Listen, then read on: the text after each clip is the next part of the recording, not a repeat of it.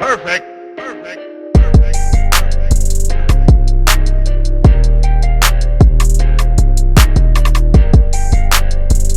Hello, everybody, and welcome back to another episode of Reaction Therapy. I'm your resident psychotherapist, Tom Stevens, here to break down lyrics to some incredible music. And today, it's going to be tough, it's going to be intense, but it's going to be well worth it. Kendrick Lamar is who we've got today. Mother I Sober, featuring Beth Gibbons of Portishead. I cannot wait for this. Everybody's been asking for Kendrick and asking for Mother I Sober. When I hear sober, I'm hearing treatment. I'm hearing some history, and I cannot wait to get into this because I have a feeling it has to do with whatever he's been through and where he's come from.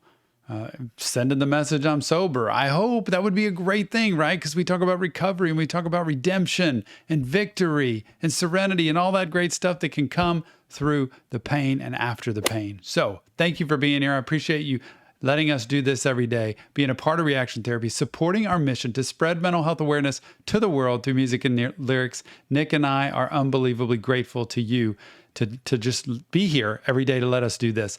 Also, go to our Patreon page. We have more content over there. Go to our YouTube. We have now memberships on YouTube. Click the join button. Check the membership levels. You'll get more content, live streams, all that great stuff. But without further ado, let's get into this. Kendrick Lamar. Mother I Sober.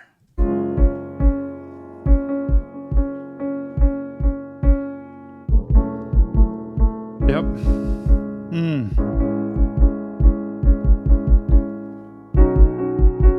I'm sensitive, I feel everything, I feel everybody. One man standing on two words, heal everybody. Transformation, then reciprocation, karma must return. Heal myself, secrets that I hide, buried in these words. Death threats, ego must die, but I let it One thing I know about him, when I've heard him, he puts so much content in there and just says so many things that link together.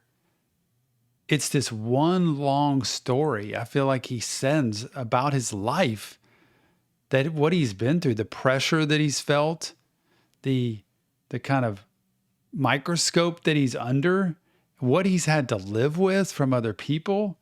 And, you know, how do you not let this go to your head? How do you not let this make you crazy? How do you not let this have such a huge ego because of all the attention you get and all the places you or people you run around? It's got to be tough.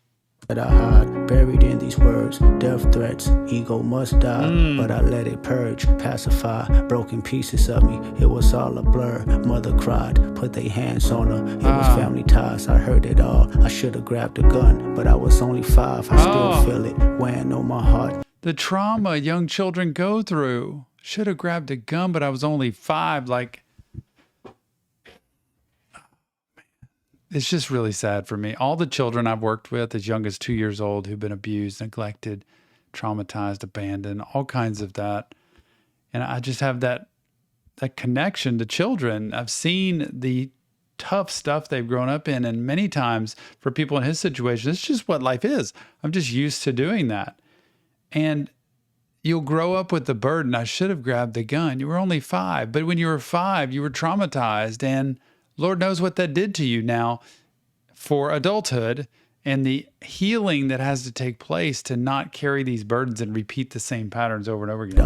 I should have grabbed a gun, but I was only 5. No. I still feel it weighing on my heart. My first tough decision in the shadows, clinging to my soul as my only critic. Where's my faith? Told you I was Christian, but just not today. I transformed, praying to the trees. God is taking shape. Wow. My mother's mother followed me for years in her afterlife, staring at me on back of some buses. I wake up at night, loved her dearly, traded in my tears for a Range Rover. Transformation, you ain't felt grief till you. This has so much in it. Just who he's had in his life, what he's been through in his life. Look at this last part that, you know, faith kind of disappears. And like I said, I was Christian, but just not today. So, you know, I find other things that are my God. You know, God is a tree. And so that's what I'm going to pray to. And so I've just kind of morphed God into what I want it to be. And you ain't felt grief till you felt it sober. Anybody who's ever been in addiction and come through to the other side of sobriety and actually recovered and had a better life can tell you you've never felt until you felt sober. So what that means is when you're using and when you're in addiction, it numbs everything in your body, and you take this substance or this thing or whatever it is. It could be drugs, alcohol, sex, money, food.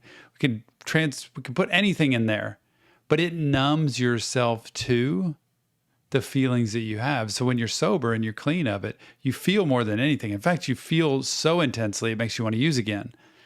And that's why people use to not feel so intensely like that, because it's too much to take in. And you've never felt grief till you felt it sober. And then it's such intense grief and sadness. His grandmother. The life staring at me on back of some buses. I wake up at night, loved her daily, traded in my tears for a Range Rover transformation. You ain't felt grief till you felt it sober. Amen. Anybody but myself. Ah.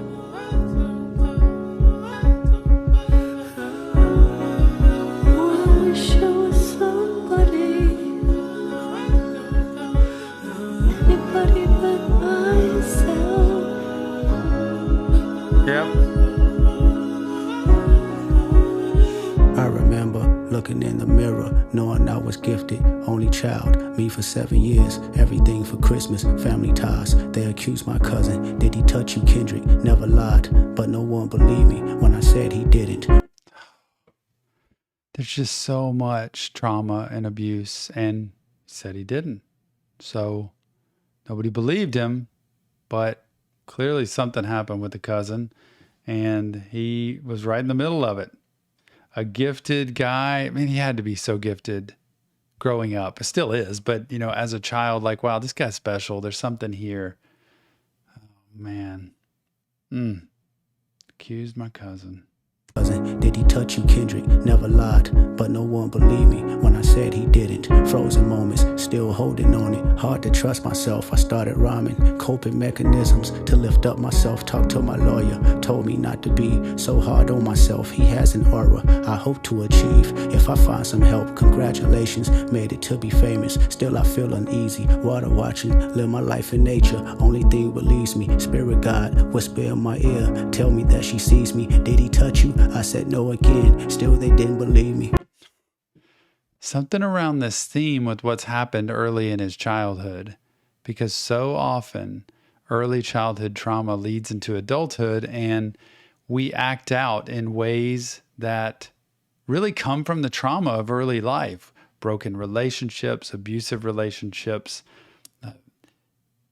depressive feelings, mood swings up and down, anger issues, addiction, so many things to numb the pain of the reality of what happened earlier in childhood. If I find some help, congratulations. But he gets famous, right? Still doesn't feel great. Like, the fame doesn't actually fix everything and make him feel better. So he's trying to just find some relief. Isn't that interesting, though, how it repeats the pattern of saying, did he touch you? I said no again. Still don't believe me. Tell me that she sees me. Did he touch you? I said no again. Still they didn't believe me. Mother's brother said he got revenge for my mother's face. Black and blue, the image of my queen that I can't erase. Till this day, can't look her in the eyes. Pain is taking over. Blame myself. You never felt guilt till you felt it sober. Wish it was somebody. Anybody but myself.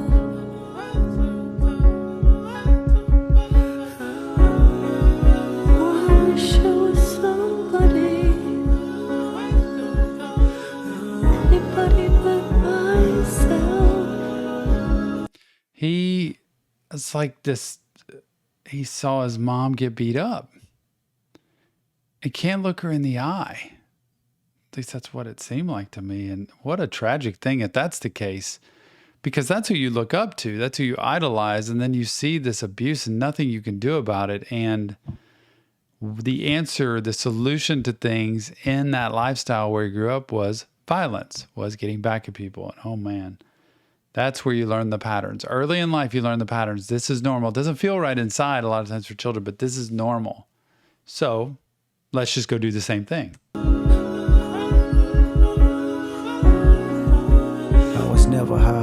was never drunk, never held my mind, I need control. They handed me some smoke, but still I declined. I did it sober, sitting with myself. I went through all emotions, no dependence, except for one. Let me bring you closer, intoxicated. There's a lustful nature that...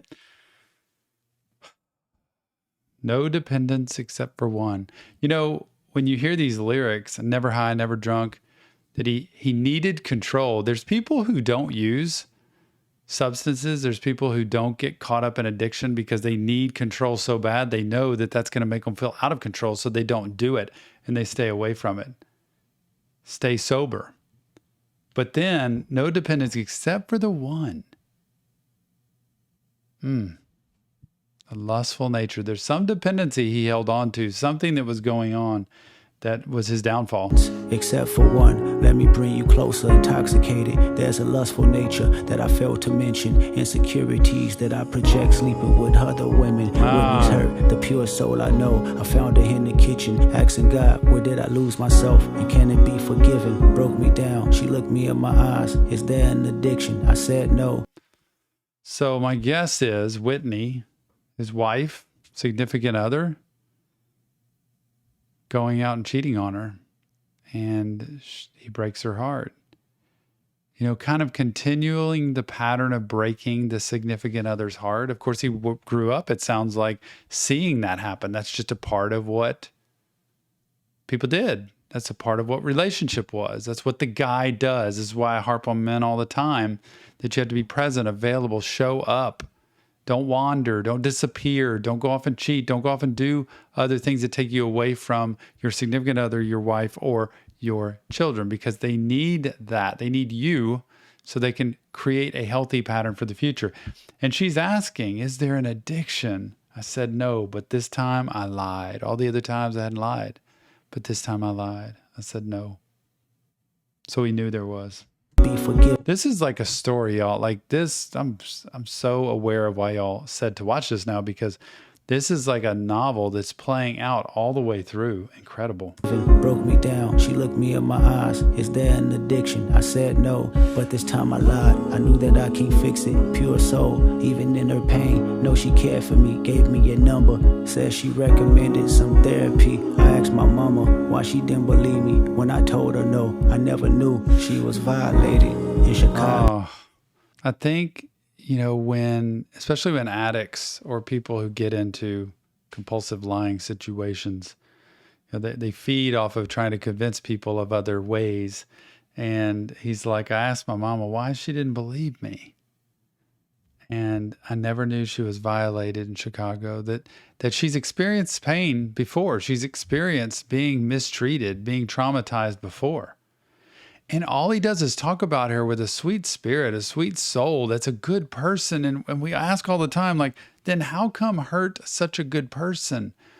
And it's because we can't think about that person in the moment. We think about ourselves. We think about our own needs that come before the other person. Somebody he really cares about, that he loves. And she recommended some therapy. Amen. Can I get an amen for some therapy? Because that's what's going to help you start to see what your patterns are. And if you go to a therapist, it's good, and you can actually trust them and listen to them, they're going to tell you some hard things. They're going to look you in the eye and say, I see something that you're trying to hide, and I see somebody that you're trying to pretend to be. So it's time to break down the truth. It's time to strip away the pride, the ego, and reveal your real self so you can be the person you want to be. Therapy is the key to this. What a great line there. I'm sympathetic. Told me that she feared it happened to me for my protection. Though it never happened, she wouldn't agree. Now I'm affected. 20 years later, trauma has resurfaced, amplified. As I write this song, I shiver cause I'm nervous. I was 5, questioning myself, long for many years. Nothing's wrong, just results on how them questions made me. So she noticed something he wouldn't either realize or own up to. And she's like, look, I know what this is. And she was afraid the same thing would have happened to him when he was younger. Something's happened to you. That's how addiction gets created. It didn't just magically come out of the blue.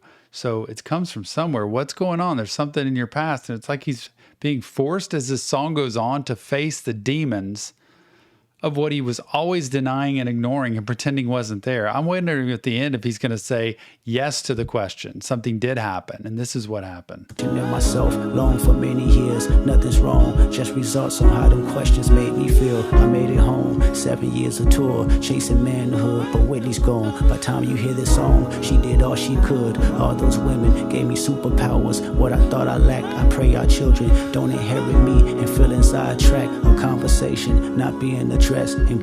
That's it. I don't want my kids to turn out this way. He's just, I don't want them to be like I'm being. Like I want them to be better than that.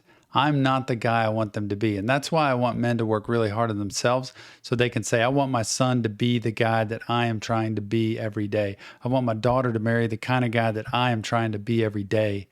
Then you know you've done the work. You can have the pride in who you are. Not perfect, but you can have the pride in what you've done to change your life for the life of others, for your wife, for your children. Oh, so good. Don't inherit me and feeling sidetracked on conversation not being addressed in black families. The devastation haunting generations and humanity. They raped our mothers, then they raped our sisters, then they made us watch, then made us rape each other. Psychotic torture between our lives. We ain't recovered, still living as victims in the public eyes who pledge allegiance. Every other brother has been compromised. I know the secrets. Every other rapper sexually abused. I see them daily, burying their pain in chains and tattoos. So listen close before you start to pass judgment. Know how we move, learn how we cope. Whenever his uncle had to. This is like raw. This song goes on. It's so brutally honest about how he grew up and about what he sees the pattern of his culture is, that this is what we've done for generations, and we're not paying attention to it. We're ignoring it. Every other rapper sexually abused. It's out there. Like, let's not pretend it didn't happen. So many people have been through this, and they just bury it in chains and tattoos. They cover themselves up with tattoos and chains to pretend they're okay, they're strong, they're tough, they can do it, they can handle it. But really, inside there's pain. There's been abuse, there's been trauma, there's been neglect. Oh my gosh, this really spits facts at what's going on. Before you start to pass judgment, know how we move, learn how we cope. Whenever his uncle had to walk him from school, his anger grows deep in misogyny. This is post-traumatic, black families and a sodomy. Today is still active, so I set free myself from all the guilt that I thought I made. So I set free my mother, all the hurt that she titled shame. So I set free my cousin Chaotic for my mother's. This is reaching such a pinnacle. It's this is uncomfortable to hear, like, but all the stuff, the PTSD. So I set free, and he keeps saying that. So I set free myself, my mother, my cousin. Like, I'm releasing that. This is all the stuff we carry, y'all, from the stuff we've been through. We carry it on our back like a backpack full of weights, and we wonder why relationships are bad, or our progress in our career is bad, or our financial situation's bad, or our physical health, or our mental health. There's all kinds of different ways in our life we wonder, why am I stuck in this area? And typically it's because of something that happened before. Not everybody's been abused. This is a dramatic situation here, but everybody's been through something. And many times when we're stuck in one area, it's because of what we experienced early in life. When we figure that out, we can do something about it. He's saying, I'm done. I'm setting free my mother. I'm setting free my cousin. I'm setting free me to live life. At least I hope. All the hurt that she titled shame. So I set free my cousin Chaotic for my mother's pain. I hope Hakeem made you proud, cause you ain't die in vain. So I set free the power of Whitney, may she heal us all. So I set free our children, make good karma, keep them with God. So I set free the hearts filled with hatred, keep our bodies sacred. As I set free all your abusers, this is transformation. Whoa. All the abusers. I didn't expect this. It's time to set it free. It's time to quit letting it happen. It's time to stop the pattern. Anybody but myself.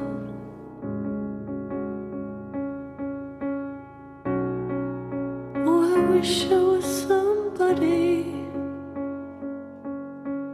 Anybody but myself.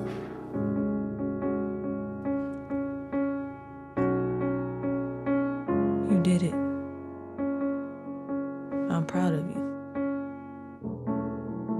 You broke a generational curse. Say thank you, Dad. Thank you, Daddy. Thank you, Mommy. Thank you, brother.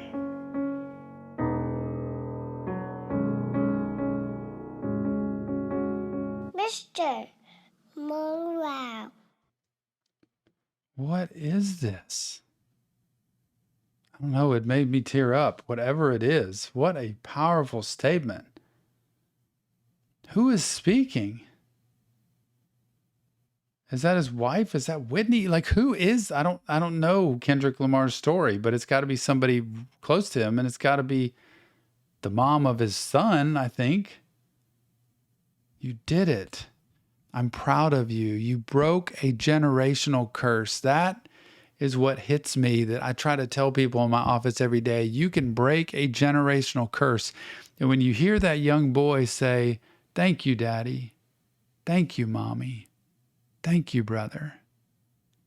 It absolutely makes me proud to do what I do, because that's what I want for future generations, to never experience the pain that you're going through. Like, if you're going through anything that's from trauma, that's abuse, neglect, addiction that's happening, anxiety, PTSD, depression, any of that, if you get help, you can stop the future generations from experiencing that. And if you don't get help, they end up just repeating it. And what a gosh.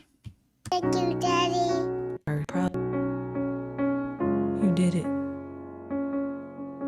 I'm proud of you. You broke a generational curse. Say thank you, Dad. Thank you, Daddy. Thank you, Mommy. Thank you, brother.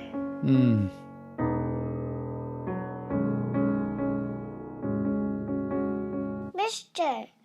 Morale. Oh my goodness. I don't even know what's coming here. And who is Mr. Morale? I'm lost in this story. I'm not lost in the message. I can hear the message loud and clear. But who it's about, what it's about, a whole nother deal. This is like another song coming. Morale. Before I go and fast asleep, love me for me.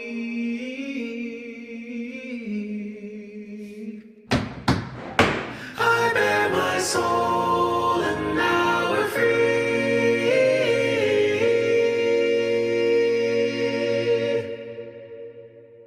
Kendrick Lamar, Mother I Sober, featuring Beth Gibbons of Portishead.